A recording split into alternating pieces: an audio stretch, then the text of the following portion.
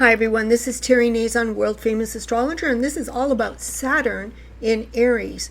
Of course, you did get a little bit of a preview about Saturn in Aries back between April and June of 2025, which, if you can remember back then, you probably got off to like a quick start. Maybe you got your energy back from this long sojourn of Saturn and Neptune in the sign of Pisces. So Saturn was in Pisces for about 2.5 years. Neptune was in its own rulership sign of Pisces for 15 years. So imagine how these transits are going to impact your life. It's going to be everything, everywhere, and all at once. And you could feel bombarded by information. Look here, look there. And it just could be overwhelming to the senses. But you have to jump on board, like when the merry-go-round is going around and you just kind of jump onto it. So that's kind of like what it's going to be like. So let's get into it. So the planet Saturn is going to meet up with the planet Neptune, who has already entered the sign of Aries on Friday the 13th. How about that? So Saturn is considered a malefic planet, and he enters Aries on Friday the 13th. Well, I don't know what that says, but I guess not good. Okay, so we know that this cycle gets started on a little bit of a dim note, let's say. It's just before Valentine's Day. It's just before when the moon is growing dimmer, growing darker, and it's just before that new moon solar eclipse and when the sun enters Pisces. So there's a lot going on as Saturn re-enters the sign of Aries on February 13th, Friday the 13th. So a 28-year cycle ends with Saturn as he's gone around the entire zodiac, only to come back to the sign of Aries 28 years later. And so, for instance, if you were born in 1996, this is going to be your first Saturn return. Kind of like a master class in life, heavy responsibilities, time to put the childish and frivolous partying ways behind you, and time to come out of that cloudy Neptunian dream world or fantasy or illusion that you've lived in for the last 15 years and get with it. Those of you who were born in 1967 will experience your second Saturn return, a time when you realize, oh my gosh, my life is almost halfway over. And this is a time of when you feel your age, or you start to think about what you've accomplished and what do you have to show for it. And you may also experience a Jupiter return at the same time. But your experience with Mr. Saturn, who I lovingly call Mr. Miser, will be far different. Of course, the second Saturn return is not as bad as the first, because by now you have a lot of experience, you've taken on a lot of responsibilities, and it lasts for about 2 weeks. The first Saturn return is much more difficult because it's a reorientation of life. So when Saturn re-enters Aries on February 13th, which is also our first Friday the 13th of 2026, shortly thereafter, Saturn and Neptune conjoin, setting the tone for 2016. And this aspect, this conjunction, is sort of rare. It only happens once every 36 years. And so the last time Saturn and Neptune conjoined was in March of 1989, which ushered in the collapse of the Berlin Wall and the fall of the Soviet Union. How about that? So think back to 1989, if you're that old, and what you were going through. So Saturn is considered in his fall in the sign of Aries, since Saturn rules Capricorn, and these two signs are square each other. But I think there's something else here worth considering, since the planet Mars rules Aries and proves to be quite hardworking and quite good in the sign of Capricorn, his sign of exaltation. So there is this potential to increase your personal drive, your energy reserves, and really kind of focus on what you want to do with determination. So you might be forced to accept being on your own. Aries is independent. It might be the freedom that you've longed for a long time. If the kids are leaving home or you're out of a bad relationship, it's independence. And while you might feel like you're thrown into the deep end to swim or die, you'll most likely survive and win the swim challenge anyway. The last time Saturn was in Aries was back in 1996, 28 years ago, and back then in 1996, Saturn got to 7 degrees and then retrograded. In 2026, Saturn will go all the way to 14 degrees, double that time before retrograding. So we might say that Saturn is moving far faster than he did in 1996. So those of you who lived through that year, some of you were born in that year and will experience your first Saturn return. Those of you born in 1967 and 1968 will experience their second Saturn return, which is, of course, easier than the first Saturn return because you're more mature and wiser. So you're going to experience some of the same things that you experienced, those of you who were born 1967, 1968, that are similar to what you experienced back then. So if you look back, you're going and you say, what was going on with me? How old was I?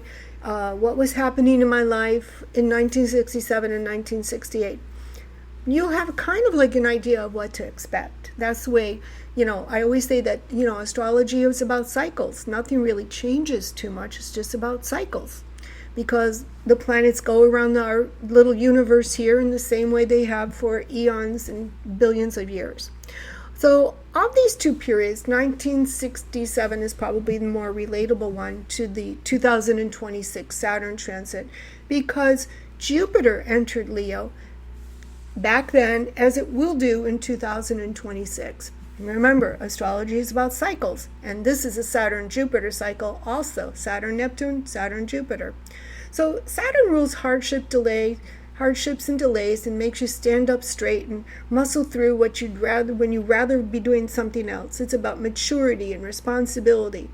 And older people tend to manage this better because they're more patient and allow time to take care of everything, and they don't meddle in the outcome because time, they understand, will take care of everything. So there were a lot of events that happened in 1967. Lyndon B. Johnson was president after the death of John F. Kennedy. We had a vice president, Hubert Humphrey. The life expectancy back then was 70 years old, and violent crimes was 29 out of 1,000. Let's see, the homicide rate was 6.8 out of 100,000. There was racial violence in Detroit, where 7,000 guardsmen aid police after a night of rioting, similar to what's going on in the United States with a lot of rioting, and not National Guardsmen, but ICE agents. Similar outbreaks were in New York City, Spanish Harlem, Rochester, New York, Birmingham, Alabama, and New Britain, Connecticut. Thurgood Marshall was sworn in as the first black Supreme Court justice. Astronauts Colonel Virgil Grissom, Colonel Edward White, and Colonel Commander Roger B. Chaffee were killed in a fire during a test launch. And how many times have we seen those SpaceX capsules go up in flames? So these were all the things that were happening. Now, the top news stories in 1996, of course, when Saturn left Pisces and entered Aries, the population was 4.378 billion. There was Nobel Peace Prize winners. There were, let's see what else here I got listed. You can find this all in my book. Bill Clinton was president. Al Gore Jr. was vice president. The violent crime rate was 50 per 1,000. How about that? And let's see, what else do I have here? Okay. So all of these things are important as history repeats itself because, like I've said a million times, astrology is about cycles. The names and the people change, but the similar events don't. Saturn conjoins Neptune at 0 degrees Aries, and this is the first degree of our zodiac. Like I say, it's a swirl of activity. It's everything, always, everything at once, and it just you don't know where to look. Aries is 0 degrees Aries is considered a very critical degree in astrology because this is the world axis degree and a noteworthy degree. Sometimes this is where wars begin. And we can see that all over the world, that the possibility of war breaking out is very possible. So we know that newsworthy events are going to be taking place in the month of February that change things. And I'm just going to mention that right here that Jupiter resumes direct motion at 15 degrees, which is another critical degree in astrology, related to how countries get toppled, overturned, or how governments get overturned, in fact. So let me just go back to Saturn. Saturn is a builder and makes Neptune's dreams and fantasies more realistic and finds a way to make them come true because Saturn is that builder. And these two planets work well together because in reality, in the natural zodiac, they're sextile each other. So I like to say, as you read my horoscopes, like I usually say, I like to find the hidden gems. What's the secret here? So the planet Saturn also sextiles Pluto on March 28, 2026, when Saturn's at 5 degrees. And the outer planet Pluto will be at about 4 degrees. That's definitely fire and ice. On March 28th, Saturn will sextile Pluto for the only time. Sextiles are cosmic opportunities with things beyond your control, like a change in the laws or a change in government or economics or just things beyond your control, like finding money. And so this aspect signifies a powerful and creative collaboration, as both planets are known for their corporate and executive abilities, effective in building strong business entities while earning trust. And Saturn will return to Aries on February 13th, Friday the 13th, coinciding with Pluto in Aquarius. Both planets will be eager to implement new ideas, make scientific advancements, and pursue occult or metaphysical disciplines. Oh, yes. And these two planets seek greater freedom because both of them, want freedom. Pluto in Aquarius wants freedom for everybody. And, of course, Aries will fight for that. Aries is a very independent sign, jumping into things head first. So they're going to do things better than they ever have done before in the past. They have a sense of planetary purpose together. That's a great time for serious study and discipline, since both Saturn and Pluto love seriousness and discipline. The two planets together aim to ensure that the innovations of our time can sustain themselves effectively. And they'll make their only sextile in 2026.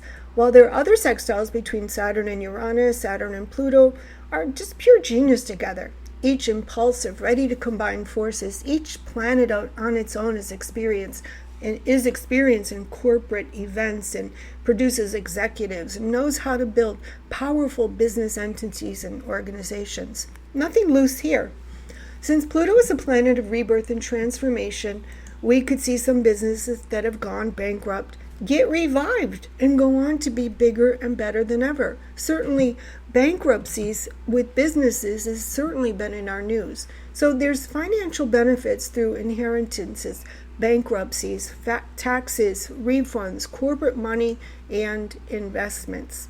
So that's all for now. If you need to know how Saturn is going to influence you specifically and need your planets analyzed by me, give me a call, book a consultation with me at www.terrynazon.com.